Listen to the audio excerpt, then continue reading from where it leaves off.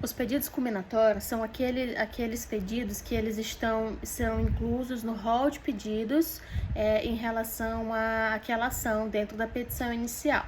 Eles têm muito mais uma função de punição para o réu quando ele tenta atrapalhar o andamento processual, né, tumultuando aquele andamento, ferindo o princípio da boa-fé processual, ou colocando ele para pagar as custas processuais, para ele arcar, para ele suportar esses valores também, né? Então, esses pedidos combinatórios, eles podem ser feitos de forma incidental, também de maneira incidental, quando, por exemplo, o réu começar a tumultuar o processo, começar a trazer inverdades, começar a atrapalhar o andamento normal da justiça, do devido processo legal.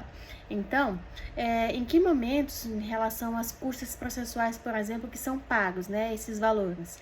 É pago na inicial, né, quando a petição inicial é inserida no sistema do PJE, e aí, se as partes, né, elas optarem por não haver audiência de conciliação ou não haver autocomposição nessa audiência de conciliação total, né, uma conciliação total, integral, aí já gera mais 1% de custas processuais.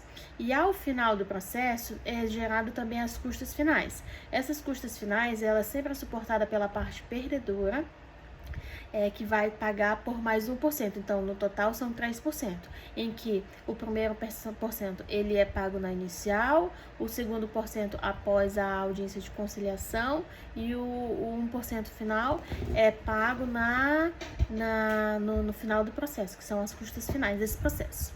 E se esse percentual em relação à audiência de conciliação não teve autocomposição integral, é estabelecido o prazo de 15 dias após essa data da audiência para que seja feita o pagamento dessas custas intermediárias. Se não for realizado o pagamento dentro desse prazo de 15 dias, o processo ele fica sujeito a uma extinção sem julgamento de mérito, porque essa formalidade não foi cumprida, né? E vale ressaltar que tem uma exceção em relação a essas custas processuais quando se trata de um processo que foi concedida justiça gratuita ou quando se trata de um processo que está sendo transitado dentro dos juizados especiais, que também é uma modalidade de justiça gratuita. Em relação à questão do pagamento do último, das custas finais, que é o 1%, o último 1% a ser pago, normalmente, em regra, ele é aplicado ao pagamento a ser realizado pela parte perdedora, né? E aí, todo o cálculo desse 1%, ele é tirado em cima do proveito econômico que gerou aquela ação. Mas se a parte autora, né, ela teve esse processo julgado como improcedente, então, e ela perdeu, ela que vai arcar com o pagamento dessas custas finais, que também é no valor de 1%.